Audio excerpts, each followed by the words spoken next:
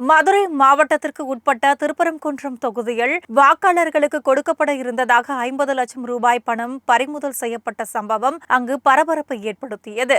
இதில் திமுக வேட்பாளர்களுக்கு தொடர்பு இருப்பதாகவும் வழக்கில் அவரையும் சேர்க்க வேண்டும் என்றும் அந்த தொகுதியில் தாவிக வேட்பாளர் வலியுறுத்தியுள்ளார். இதுகுறித்து செய்தியாளர்களுக்கு பேட்டியளித்த திருப்பரங்குன்றம் தொகுதி தாவிக வேட்பாளர் சிடிஆர் நிர்மல்குமார், தொகுதி முழுவதும் திமுக சார்பில் ஏற்கனவே சுமார் 10 கோடி ரூபாய் அளவிற்கு பணம் விநியோகம் செய்யப்பட்டிருப்பதாக தற்பொழுது பிடிபட்டு இருக்கும் 50 லட்சம் ரூபாய் பணமும் திமுக வேட்பாளர் சம்பந்தப்பட்டதுதான் என்றும் கூறினார். 1 கோடி ரூபாய் பறிமுதல் செய்யப்பட்டதாக கூறப்படும் நிலையில் காவல் நிலையத்தில் அது குறித்து விசாரித்த பொழுது 50 லட்சம் ரூபாய் என்று சொல்வதாகவும் கூறினார். திருப்பரங்குன்றம் தொகுதி முழுவதும் இதுபோல் பணம் பதுக்கி வைக்கப்பட்டு தொடர்ந்து வாக்காளர்களுக்கு வழங்கப்படுவதாக நிர்மல்குமார் குற்றம் சாட்டினார். திமுக வேட்பாளர்களின் தேர்தல் செலவு கணக்கில் இதனை சேர்க்க வேண்டும் என குறிப்பிட்ட அவர், இது தொடர்பாக தேர்தல் ஆணையத்திற்கும் தமிழக தேர்தல் அதிகாரி, மாவட்ட ஆட்சியர் மற்றும் மதுரை காவல் ஆணையருக்கும் புகார் மனு அனுப்பியிருப்பதாக கூறினார். திருப்பரங்குன்றம் தொகுதியில் பெரிய அளவில் பணம் புழங்குவதால் தேர்தல் ஆணையம் கண்காணிப்பை மேலும் தீவிரப்படுத்த வேண்டும் என்றும் சிடிஆர் நிர்மல்குமார் வலியுறுத்தியுள்ளார்.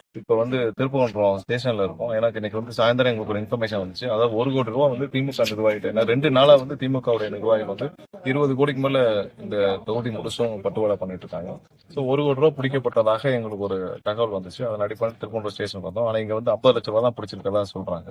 பட் எங்களுக்கு தகவல் 1 கோடி ரூபாய் பிடிக்கப்பட்டதாகவும் அங்கே அது மீறி மறைக்கப்பட்டதாகவும் ஒரு தகவல் வந்துச்சு.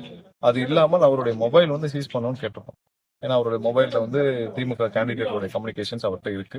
ஸோ அதை சீஸ் பண்ணணும்னு கேட்டிருந்தோம். கண்டிப்பா இது எல்லாத்தையும் இதுல கண்டிப்பா திமுக கேண்டிடேட்டுக்கும் அவங்க சம்பந்தப்பட்ட பணம் அவங்களுக்காக டிஸ்ட்ரிபியூஷனுக்காக இருந்தது. இது திருப்பரங்குன்றம் தொகுதி முழுவதும் ஏற்கனவே 10-15 கோடிக்கு மேல டிஸ்ட்ரிபியூஷன்ஸ் ஆயிருக்கு. இன்னும் நிறைய இடத்துல பணம் பதுக்கப்பட்டு டிஸ்ட்ரிபியூஷன்ஸ் ஆயிட்டு இருக்கு.